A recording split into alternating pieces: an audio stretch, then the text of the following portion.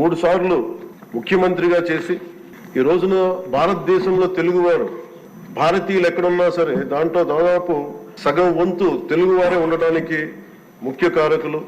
Knowledge economy అనేది ప్రాతిపదిక చేసుకుని దాన్ని దేశమంతా విస్తరించిన ఒక విజనరీ, అలాంటి అనుభవం గల ఒక పాలసీ మేకర్. నాకు సంపూర్ణమైన విశ్వాసం ఉంది అధ్యక్ష. 150 రోజుల గౌరవ ముఖ్యమంత్రి గారి అనుభవంతో కూడిన ఈ పాలనలో నాకు సంపూర్ణమైన విశ్వాసం ఉంది అధ్యక్ష. ఆంధ్రప్రదేశ్ $1 ట్రిలియన్ ఎకానమీగా అతి త్వరలోనే ఈ 5 సంవత్సరాలు వెళ్తుందని మనసు సంపూర్ణ విశ్వాసం ఉంది. గత ప్రభుత్వం మనల్ని ఎకానమీని నిర్వీర్యం చేసింది, ఇబ్బంది పాలు చేసింది, అన్ని రంగాల్లోనూ రాష్ట్ర ప్రభుత్వాన్ని వెనక్కి తీసుకెళ్లిపోయింది. ఈ పరిస్థితుల్లో గౌరవ ముఖ్యమంత్రి గారి అనుభవం, మీ పారదర్శకత, మీ విజనరీ దృష్టి ఇవన్నీ కూడా మాకు ఈ $1 ట్రిలియన్ ఎకానమీ వైపు పరిగెడుతున్నాయి అన్న దాంట్లో ఏమాత్రం సందేహం లేదు అధ్యక్ష. అలాగే పంచాయత్ గౌరవ ముఖ్యమంత్రి గారి ఈ నాయకత్వంలో ఈ ప్యాడీ డ్యూస్ రైతులకు కావాల్సింది 1674 కోట్లు రిలీజ్ చేసి నిజంగా మీరు రైతాంగానికి మీరు ఎంత అండగా ఉంటారని మాటలతో కాదు చేతుల్లో చూపించారు అధ్యక్ష. వారికి మనస్ఫూర్తిగా నా ధన్యవాదాలు. ముఖ్యంగా మిడ్ డే నేను అడిగింది ఏంటంటే ముఖ్యమంత్రి గారిని, డొక్కా సీతమ్మ గారి పేరు ఏదన్నా పథకాన్ని క్యాంటీన్ పెట్టండి అంటే ఆయన ఏకంగా దీనిలో నారాయణ గారికి కూడా ముఖ్యమంత్రి గారు ప్రత్యేకంగా నా ధన్యవాదాలు తెలియజేస్తున్నాను అధ్యక్ష. మధ్యాహ్న భోజన పథకాన్ని విద్యార్థులు మధ్యాహ్న మిడ్ డే మీల్ స్కీమ్ కి డొక్కా సీతమ్మ గారి పేరు పెట్టడం మనస్ఫూర్తిగా వారి చేతులెత్తి నేను నా మనస్ఫూర్తి గారికి కృతజ్ఞతలు తెలియజేస్తున్నాను అధ్యక్ష.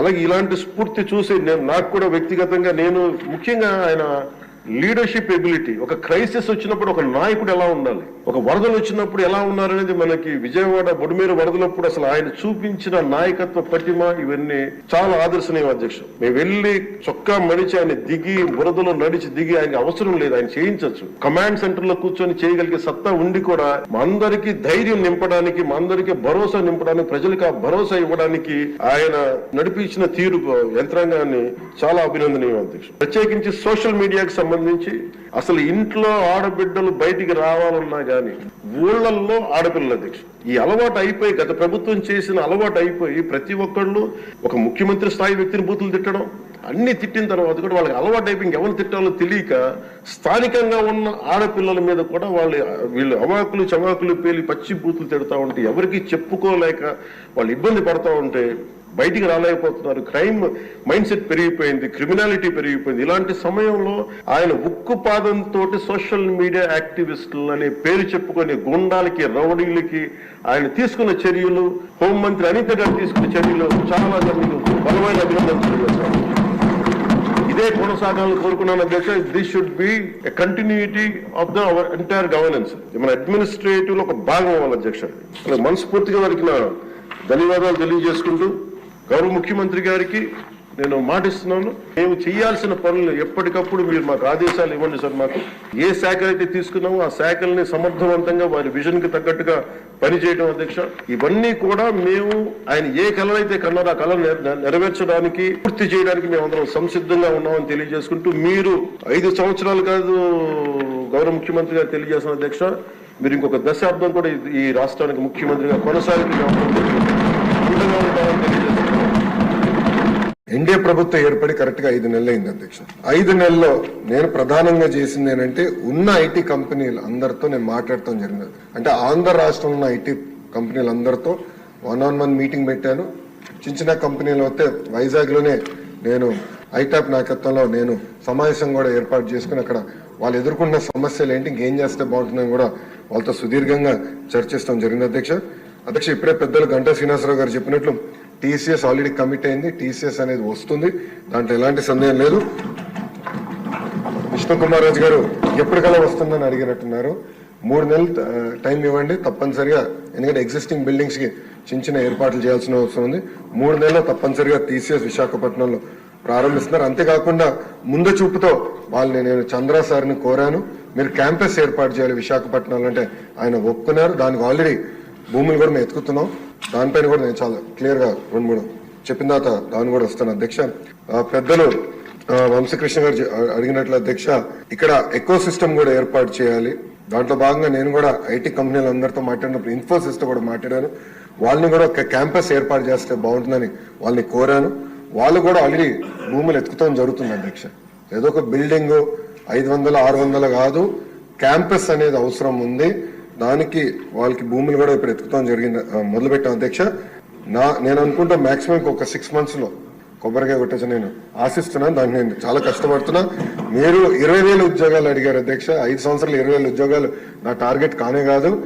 పెద్దలు అన్నట్టు 5 లక్షల ఉద్యోగాలు ఒక ఐటీ రంగంలో ఆంధ్ర రాష్ట్రంలో క్రియేట్ చేయాలనేది టార్గెట్ గా నేను పనిచేస్తున్నాను అధ్యక్ష. మనం యుఎస్ కూడా వెళ్ళాను, అనేక డేటా సెంటర్ సంస్థలతో కూడా నేను కలుస్తాను జరిగింది అధ్యక్ష. ఒకసారి చూస్తే 2019 నుంచి 24 వరకు గత ప్రభుత్వం దీనిపైన ఎలాంటి ఫోకస్ పెట్టక డేటా సెంటర్ ఎకో సిస్టమ్ ఒక పక్క ముంబైలో, ఇంకో పక్కన తమిళనాడులో, అదేవిధంగా తెలంగాణలో వస్తాం జరిగింది అధ్యక్ష. అదే గాని మనం గాని ఆనాడు తీసుకొచ్చిన పాలసీ ముందలు తీసుకెళ్ళి ఉంటే Visakhapatnam data centre capital of the world అయ్యేది అధ్యక్ష. మనం చూస్తే డేటా సెంటర్స్ లో ప్రపంచ వ్యాప్తంగా ప్రతి సంవత్సరం $300 బిలియన్ $300 బిలియన్ ఖర్చు పెట్టిపోతున్నారు అధ్యక్ష ప్రతి సంవత్సరం. నా లక్ష్యం $100 బిలియన్ భారతదేశానికి రావాలి, దాంట్లో ఎక్కువ శాతం ఆంధ్ర రాష్ట్రానికి రావాలనేది నా లక్ష్యం అధ్యక్ష. దాంట్లో నేను అందరినీ కలిసాను అధ్యక్ష. అంటే కొన్ని కంపెనీ పేర్లు నేను వెల్లడించలేను, ఎందుకంటే ఎన్డీఏ నేను వాళ్ళతో సైన్ చేశాను కనుక. వాళ్ళతో చర్చించినప్పుడు 2-3 రిక్వెస్ట్లు ఉన్నాయి, ఎస్పెషల్లీ డేటా సెక్యూరిటీ, అదేవిధంగా టాక్సేషన్, డేటా ఎంబసీస్ విషయంలో. విష్ణు కుమార్ రాజు గారు బీజేపీ నుంచి కూడా ఉన్నారు కనుక ఇక్కడ నేను ఆల్రెడీ ఢిల్లీలో ఉన్న పెద్దలతో నేను చర్చిస్తున్నాను సార్. అది పాలసీ ఒక ఫ్రేమ్వర్క్ అనేది ఏర్పాటు చేయాల్సిన అవసరం ఉంది. తద్వారా పెద్ద ఎత్తున పెట్టుబడులు కేవలం ఆంధ్ర రాష్ట్రంగా భారతదేశానికి వచ్చడానికి అవకాశం ఉంది. అది ఆల్రెడీ మేము చర్చలో ఉన్నాం అధ్యక్ష. ఎన్డీఏ ప్రభుత్వం వచ్చాక అన్ని ఐటీ కంపెనీలతో మాట్లాడాను, వారి సమస్యలు కూడా తెలుసుకున్నాను. విశాఖకు 3 నెలల్లో ఐసీఎస్ వస్తుంది. ఇన్ఫోసిస్ వారితో మాట్లాడుతున్నాం. ఐటీ రంగాల్లో 5 లక్షల ఉద్యోగాల కల్పన లక్ష్యంగా పనిచేస్తామని నారా లోకేష్ అన్నారు. ఐటీలో టాప్ 100 కంపెనీలను ఏపీకి రప్పించేందుకు కృషి చేస్తున్నాం. విశాఖ కేంద్రంగా international airport, convention centre, tourism, real estate రంగాలతో సోషల్ ఎకోసిస్టాన్ని అభివృద్ధి చేస్తామని లోకేష్ తెలిపారు. వైసీపీ 5 ఏళ్ల పాలనలో ఒక పరిశ్రమ కూడా రాలేదు, ఒక కంక్లేవ్ కూడా జరగలేదు. నాటి ఐటీ మంత్రి కోడిగుడ్డు థియేటర్ ఏపీ అంటే లోకేష్ అసెంబ్లీ సాక్షిగా అన్నారు.